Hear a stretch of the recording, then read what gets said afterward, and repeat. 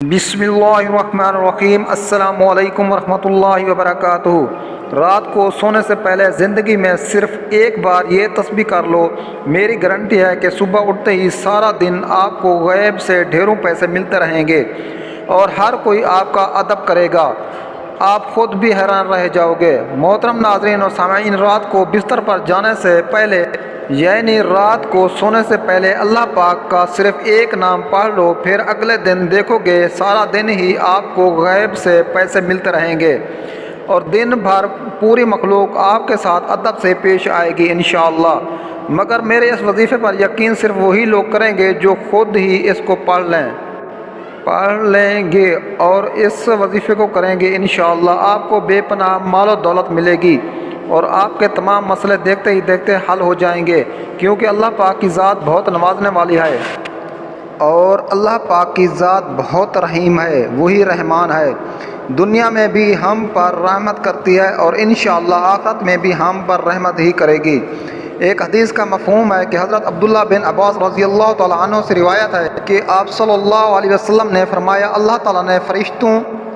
کو نیکیاں اور برائیاں لکھنے کا حکم دیا ہے، اس طرح کہ جو شخص بھی نیکی کا ارادہ کرتا ہے مگر کسی وجہ سے اس پر عمل نہ کر سکے تو پھر بھی اللہ تعالیٰ اسے پوری نیکی شمار کر لیتا ہے،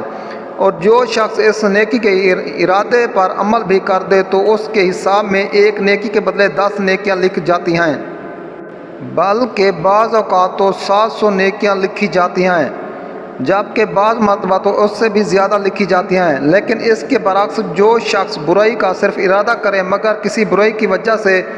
اس برائی کو عمل میں نہ لا سکے، یعنی اللہ کے خوف سے یا کسی اور وجہ سے، تو اللہ تعالیٰ کے ہاں اس کے حساب میں گناہ نہیں لکھا جاتا، اور جو شخص برائی کا ارادہ کر کے پھر اسے عمل میں بھی لے آئے تو صرف ایک برائی اس کے نامہ اعمال میں لکھی جاتی ہے۔ اللہ تعالیٰ اپنے بندوں پر بہت مہربان ہے، وہ اپنے بندوں کی خطائیں معاف کرنا چاہتا ہے، اسی لیے نیک کاموں پر زیادہ سے زیادہ اجر و ثواب دیتا ہے، جبکہ چھوٹے چھوٹے گناہوں پر درگزر بھی کر دیتا ہے۔ اللہ تعالیٰ اپنے بندوں پر بے حد مہربان ہے، وہ غفور و رحیم ہے، بس اس کی رحمت کا دروازہ کھٹکھٹانے کی دیر ہے، پھر اس کی رحمت برسنا شروع ہو جاتی ہے۔ آپ اس عمل کو کریں انشاءاللہ، اللہ پاک آپ کے اوپر بھی خصوصی رحمت و شفقت کریں گے اور آپ کو بے پناہ دولت سے نوازیں گے۔ اسی طرح ایک اور حدیث کا مفہوم ہے کہ ایک شخص جس نے پوری زندگی میں کبھی کوئی نیک کام نہیں کیا تھا، پھر جب اس کا آخری وقت قریب آیا تو موت کے وقت اپنے گھر والوں سے کہنے لگا، میں جب مر جاؤں تو مجھے جلا دینا،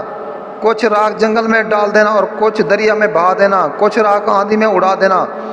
خدا کی قسم اگر اللہ نے مجھ پر قابو پا لیا تو مجھے ایسا عذاب دے گا جیسا دنیا میں پہلے کسی کو نہ دیا ہوگا۔ جب وہ بندہ مر گیا تو اس کے بیٹوں نے اپنے باپ کی وصیت کے مطابق عمل کیا۔ جب وہ یہ کام کر چکے تو اللہ تعالیٰ نے دریا کو حکم دیا، اس کی راکھ اکٹھی کرو، پھر جنگل کو حکم دیا اور اسی طرح ہوا کو بھی حکم دیا، پلک جھپکتے ہی اس کے تمام راکھ جمع ہو گئی۔ پھر اللہ تعالیٰ نے اسے زندہ کر کے اس سے پوچھا کہ تو نے ایسا کیوں کیا؟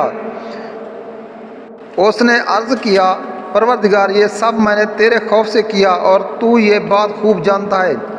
اس پر اللہ تعالیٰ کی رحمت جوش میں آئی اور اللہ تعالیٰ نے اسے بخش دیا، اگرچہ اس شخص کی وصیت غلط تھی مگر اللہ تعالیٰ نے اس کی خوف کی وجہ سے اسے بخش دیا، جو اسے قیامت کے دن اللہ کے سامنے کھڑا ہونے سے تھا۔ محترم ناظرین، اس سے یہ ثابت ہوتا ہے کہ اللہ تعالیٰ سے خوف کھانا اللہ کی رحمت کو متوجہ کرنا ہے۔ اللہ تعالیٰ کی رحمت بہت وسیع ہے، آپ جو بھی مانگتے ہو اللہ پاک عطا کرتا ہے، بس آپ اس عمل کو اچھی طرح کیجیے، انشاءاللہ آپ کو بے پناہ دولت، عزت اور شہرت ملے گی۔ محترم ناظرین، آپ نے اس عمل کو صرف رات کے وقت کرنا ہے، سونے سے پہلے اس عمل کو کر لینا ہے، عشاء کی نماز پڑھ کر اس عمل کو کر لیں، پھر جیسے ہی صبح آپ کی آنکھ کھلے گی تو سارا دن غیب سے مدد اور نصرت ملے گی۔ یہ عمل بے شک آپ بیٹھے ہیں تب کر لیں یا آپ لیٹ گئے ہیں تب بھی کر لیں، بس عشاء کی نماز کے بعد سونے سے پہلے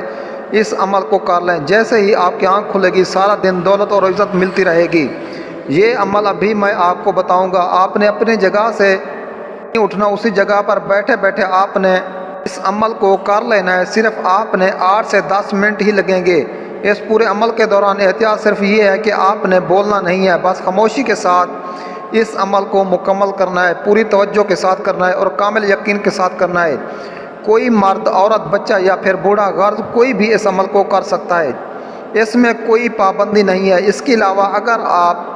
پہلے کوئی تسبیح کرتے تھے یا کوئی تسبیح کرتے ہیں، کوئی وظیفہ کرتے ہیں، اس کے فوراً بعد بھی اس عمل کو کیا جا سکتا ہے، اس میں بھی کوئی پابندی نہیں ہے۔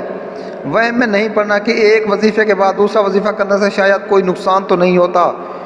کچھ بھی نہیں ہوتا، بلکہ آپ کو فائدہ ہی فائدہ ہوگا۔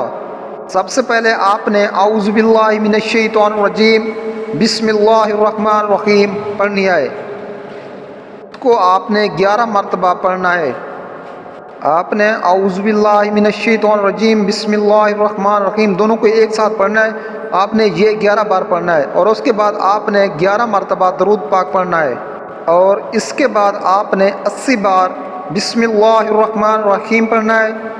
اور بسم اللہ الرحمن الرحیم یا ربنا، بسم اللہ الرحمن الرحیم یا ربنا، اسی طرح آپ نے 80 مرتبہ پڑھنا ہے اور اس کے بعد آپ نے اللہ تعالیٰ کے حضور عاجز و انکسار کے ساتھ گر گرا کر دعا کرنی ہے۔ انشاءاللہ تعالیٰ اللہ پاک آپ کو غیبی خزانوں سے آپ کی مدد فرمائیں گے۔ سبحان اللہ۔ دوستو اس ویڈیو کو زیادہ سے زیادہ شیئر کریں تاکہ کسی کا بھلا ہو سکے اور ہمارے چینل کو ضرور سبسکرائب کریں۔ جزاک اللہ۔